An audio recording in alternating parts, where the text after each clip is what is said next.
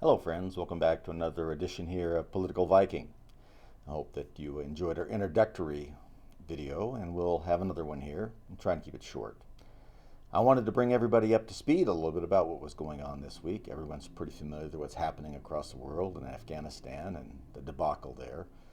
And I suppose many of us have opinions about how that happened. Oh, by the way, we have some props here that we bring in every so often here, Political Viking. This is a spectacle helm, we call that now anyway. The Norsemen didn't call it spectacle because they didn't have spectacles, but the idea is that these look like spectacles to protect the eyes. They found that an axe to the face sometimes interfered with your vision, so that they developed a helmet to try and help out with that. But all I can say as far as the rest of us are concerned these days, where we're trying to emulate our friends the Vikings or the Norsemen as being disruptors, as people who forced others to get their act together and do things, is that this week, not too similar from last, we've seen the weakness of what goes on in our national politics. We have seen what I referred to in some other things that I've written on my radio show, which, by the way, you can hear on the internet at KNZZ 1100, which is a local station here that's a big AM station and has 3 or 4 others that we transmit on. Or you can go to our website, politicalviking.com, and listen to those as podcasts afterwards. But I call my observations of recent time citizens in the hands of an angry doofus. And it's a little bit tongue-in-cheek, but not really. Doofus sounds like a funny thing, but it's not really. It's a fool. It's someone who is incapable of really understanding their surroundings, and that appears to be what we have by way of leadership. It's not just confined to our president, but it's confined to those around him that we see. It's the ones that we don't see that one wonders about.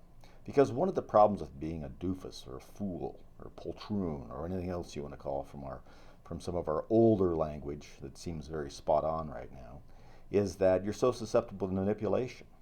And I think we see that now. And what's dangerous about manipulating a leader or a very manipulatable leader is that it emboldens people to do things that are even beyond what they normally would, because it's not their face that's doing it. They're willing to take a chance with someone else whose face is floating up there, who's willing or unable to disagree with what they tell them, to put forth these ideas and do things. And that seems to be what's happening. We've had one disaster after another, not only in our economy, but of course overseas. But one thing I'd like to say in the end here, because I don't like to take these too long, is that these politicians just didn't appear, and these functionaries and bureaucrats didn't materialize out of thin air at the federal level around the president. And they've had a long journey before they got there, and they usually started in communities just like ours. Remember, Joe Biden comes from Delaware, a state that's smaller than the county I'm in right now, and a lot of them that surround me out here in the West. He wondered and clanked around that until someone gave him a job. He's never worked anywhere but government. And eventually, through some process that only can happen in governments that are untethered from reality, he's floated to the top.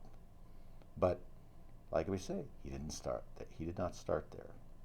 So look around your own neighborhoods, look around in your own towns, look in your own councils and boards and school officials.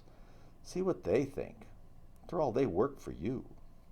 Because that's where it all starts.